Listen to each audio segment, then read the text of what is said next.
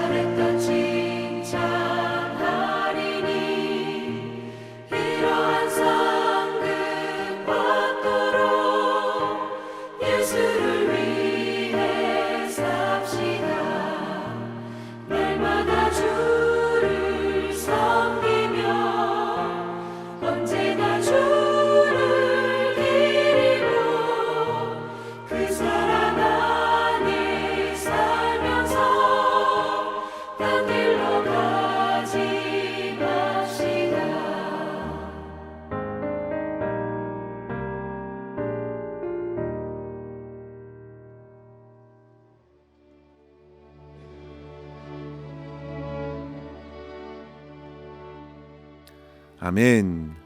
오늘 함께 나눌 말씀은 욥기 31장 24절에서 40절까지의 말씀입니다. 만일 내가 내 소망을 금에다 두고 순금에게 너는 내 의뢰하는 바라 하였다면, 만일 재물의 풍부함과 손으로 얻는 것이 많음으로 기뻐하였다면, 만일 해가 빛남과 달이 밝게 뜬 것을 보고 내 마음이 슬며시 유혹되어 내 손에 입 맞추었다면, 그것도 재판에 회부할 죄악이니 내가 그리하였으면 위에 계신 하나님을 속이는 것이리라. 내가 언제 나를 미워하는 자의 멸망을 기뻐하고 그가 재난을 당함으로 즐거워하였던가. 실상은 나는 그가 죽기를 구하는 말로 그의 생명을 저주하여 내 입이 범죄하게 하지 아니하였노라. 내 장막 사람들은 주인의 고기에 배부르지 않은 자가 어디 있느뇨 하지 아니하였는가. 실상은 나그네가 거리에서 자지 아니하도록 나는 행인에게 내 문을 열어 주오노라. 내가 언제 다른 사람처럼 내 악행을 숨긴 일이 있거나 나의 죄악을 나의 품에 감추었으며 내가 언제 큰 무리와 여러 종족의 수모가 두려워서 대문 밖으로 나가지 못하고 잠잠하였던가. 누구든지 나의 변명을 들어다오. 나의 서명이 여기 있으니 전능자가 내게 대답하시기를 바라노라. 나를 고발하는 자가 있다면 그에게 고소장을 쓰게 하라.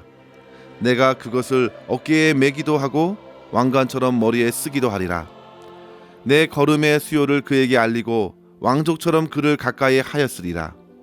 만일 내 밭이 나를 향하여 부르짖고 바디랑이 함께 울었다면, 만일 내가 값을 내지 않고 그 소출을 먹고 그 소유주가 생명을 잃게 하였다면, 밀 대신에 가시나무가 나고 보리 대신에 독보리가 나는 것이 마땅하니라 하고 욥의 말이 그치니라. 아멘. 우리는 욥의 마지막 고백을 욥기 29장에서부터 31장까지 살펴보고 있습니다. 29장에서는 이전에 행복했던 자기의 과거를 회상하며 고백하였다면 30장에서는 지금 현재 욥이 당면하고 있는 고통의 상황이 얼마나 과거와 달라졌는지를 고백하였습니다. 그리고 오늘 우리가 보게 된 31장은 이 같은 고난 앞에서도 자기 자신의 결백을 주장하면서 그동안 친구들의 말과 같이 만약 내가 이 같은 고통을 초래할 만한 죄를 범하였다면 그것으로 나는 마땅히 벌을 받아야 할 것이라고 말하는 것입니다. 그래서 욥은 31장 앞부분부터 자기가 무죄하다는 고백을 맹세의 형태로 이어가게 되었습니다. 성도 여러분, 우리는 이러한 욥의 모습에서 지금 욥은 더 이상 친구들과 끝없는 변론을 이어나가는 것이 얼마나 무의미한지를 보여주고 있음을 알 수 있습니다. 우리가 맹세를 한다는 것은 더 이상 사람들의 설득이나 이해를 구하는 것이 아니라는 뜻이죠. 그리고 이제 자기의 맹세로서 그 맹세와 내가 같이 가는 것이기 때문에 결국 최종적인 판단을 내리시는 하나님께 모든 것을 맡기고 하나님의 최종 응답을 듣고 싶어하는 욥의 결단이라 할 수 있겠습니다. 1절을 보시면요, 그는 자기의 눈과 약속하여 다른 처녀에게 주목하지 않았다 하면서 호색하지 않았음을 고백합니다. 3절에서는요, 불의하지 않았다고 고백하고요, 6절에서는요, 거짓에 빠지지 않았다고 합니다. 7절에는요, 내 마음이 다른 것을 탐하는 마음으로 이어지지 않았다고 합니다. 9절에는요, 다른 여인을 간음하기 위해 엿보지 않았고, 13절에는 남종이나 여종에게도 함부로 하지 않고 오히려 그의 사정을 알아주고 권리를 존중했습니다. 16절에는요, 가난한 자들, 과부, 고아들을 먹이고 도와주었고 그들을 외면한 적이 없다고 고백합니다. 그렇게 한 이유가 23절에 보시면 하나님의 재앙을 심히 두려워하고 하나님의 위험 앞에서 도저히 그렇게 죄를 범할 수 없었다고 고백하는 것이죠. 성도 여러분, 욥은 이렇게 말할 수 있을 정도로 하나님을 삶에서 깊이 의식하는 삶을 살았다는 것을 보게 됩니다. 그렇기 때문에 그에게 주어진 고난은 실로 더 큰 고통스러운 일이었을 것입니다. 오늘 본문 24절에도 보시면요, 그의 소망을 금과 같은 물질에 두지 않았습니다. 26절에 보시면요, 해와 달에게 마음을 빼앗기지 않고 자연을 섬긴 것도 아닙니다. 29절에는 나를 미워하는 원수들의 멸망을 기뻐한 것도 아니었습니다. 31절에 보시면 내 장막에 거하는 사람들을 먹였고 심지어 나그네들을 위해서 문을 항시 열어서 들어와 잠을 자고 먹을 것을 나눠주게 하였습니다. 34절에 보시면요, 보통 죄를 지으면 아담과 같이 죄에 묶여 스스로 숨고 위축될 것이지만 욥은 죄를 짓고 사람들 앞에 전전긍긍하며 사람들 앞에서 움츠리는 그런 위선적인 죄 또한 범하지 않았다고 고백합니다. 그리고 이러한 맹세를 담은 고백에 마지막으로 자기의 서명을 남기고 혹 고발하는 이가 있다면 고소장을 써도 좋다고, 마치 자기는 하나님의 법정에 설 준비가 되었다고 말하는 것입니다. 이러한 욥의 자기 결백의 말씀을 이 아침에 묵상하면서 우리는 두 가지의 영적 교훈을 함께 생각하고 기도했으면 좋겠습니다. 첫 번째로 성도 여러분, 이 땅에서 의로운 자의 고난이 분명히 있다는 사실을 배워야겠습니다. 의로운 자도 고난을 받을 수 있다는 사실입니다. 친구들은 하나같이 욥의 고난은 욥의 죄악으로 인한 것이지 의로우시고 거룩하신 하나님께서 다른 이유로 고난을 주셨겠느냐, 오히려 그를 타박하고 회개의 자리로 몰아갔지요. 물론 욥은 친구들의 말과는 달리 자기가 완벽하다고 고백하는 것이 아닙니다. 그 또한 자기의 의로서 하나님 앞에 설 수 있는 자가 아니라는 사실을 일찍이 9장에서 인정하였습니다. 그러나 그가 이토록 친구들과의 대화에서 탄식하는 것은 바로 하나님과의 소중한 관계 안에 있던 자기의 삶에 나타난 고통의 환경만을 가지고 새 친구들이 하나님과의 그 관계에 담을 쌓을 만한 어떤 죄악을 토하라는 것은 너무나도 억울하였기 때문입니다. 대부분의 사람들은 그렇게 드러난 환경이나 조건들을 가지고 사람들을 폄훼하고 판단하기를 좋아하지요. 그리고 그들은 상대가 그런 충고와 비난을 받게 되면 그것을 듣는 그 사람의 마음에는 깊은 상처와 아픔을 남길 수 있다는 사실을 잘 모릅니다.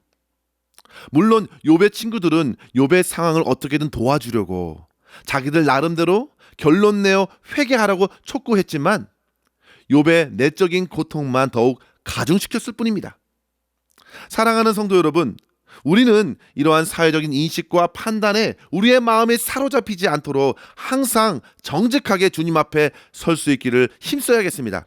그리고 우리 또한 주변의 이유 모를 환난에 휩싸이게 된 친구들과 성도들을 대할 때에도 판단하고 상처를 주는 죄를 범치 않도록 주의해야겠습니다. 지난 말씀 캠페인 중에 살펴본 요한복음 9장에서 날 때부터 소경된 자를 두고서 대부분의 사람들이 그 사람의 죄나 혹은 그 부모의 죄로 인한 것이라고 생각했을 때 예수님께서 어떻게 말씀하셨습니까? 그 사람의 죄도 아니고 그 부모의 죄로 인한 것도 아니라 그에게 하나님이 하시는 일을 나타내고자 하심이라 하셨습니다. 태어날 때부터 주어진 그 무거운 고난과 고통이 죄 때문이 아니라 그를 통해 하나님께서 하시려고 하는 일을 보여주시고자 하신다 하셨습니다. 물론 세상에는 죄로 인한 고난과 고통이 대부분입니다. 자기가 잘 못해서 매를 맞고 고난의 길에서 고통을 겪는 경우가 다반사입니다. 그러나 모든 것이 그런 것은 아니라는 사실입니다. 특별히 우리는 욥의 고백과 그의 삶을 통해서 분명히 보게 됩니다. 하나님께서 고난이 임하기 전에 그를 얼마나 자랑스러워하셨습니까? 세상에 욥과 같은 자가 없다 할 정도였습니다. 그럼에도 하나님께서는 그에게 여러 가지 감당하기 어려운 고난을 허락하셨습니다. 그것들은 분명 어떤 죄 때문이 아니라 하나님께서 하시는 일을 그의 삶을 통해 나타내고자 하신 것이죠.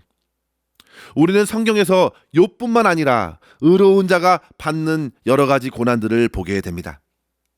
애굽의 종으로 팔려간 요셉은 어떻습니까? 보디발의 아내의 유혹을 피하려다가 오히려 모함을 받고 감옥에 들어갔습니다. 죄 없이 들어간 그 감옥 안에서도 그는 충성스럽게 섬겼지만 그는 무려 2년을 넘는 시간 동안 억울한 옥살이를 이어야 했습니다. 다윗은 어떻습니까? 블레셋과의 전쟁에서 나라를 위해서 충성하였지요. 그러나 이후 사울의 모함을 받고 10수년 동안 광야에서 지내야 했습니다. 다니엘의 세 친구들은 주변 사람들의 시기와 모함으로 풀무불에 들어갔고 다니엘 또한 무고히 사자굴에 내던졌습니다. 무엇보다도 성도 여러분, 우리 주 예수 그리스도께서 죄 없이 이 땅에 오셨음에도 가장 흉악한 죄인으로 고난을 받으셨습니다.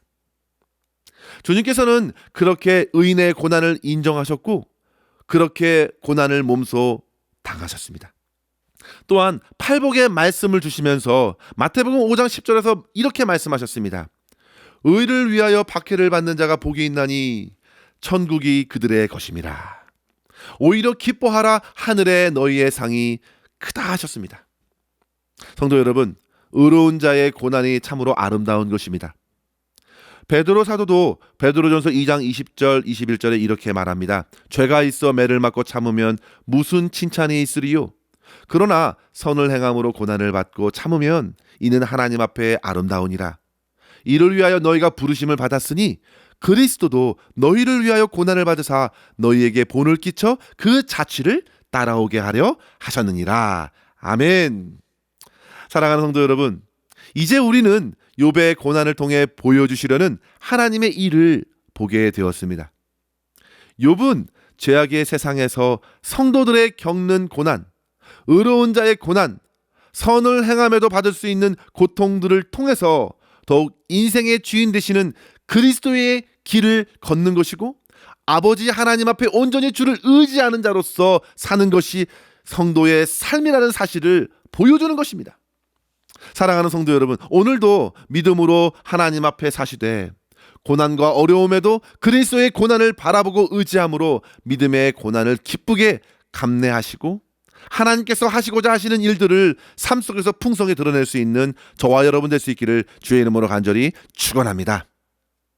두 번째로 성도 여러분, 모든 문제를 하나님 앞에 내려놓고 하나님의 최종 응답을 기다려야겠습니다. 성도 여러분, 우리의 삶의 최종 판단은 하나님께서 하십니다.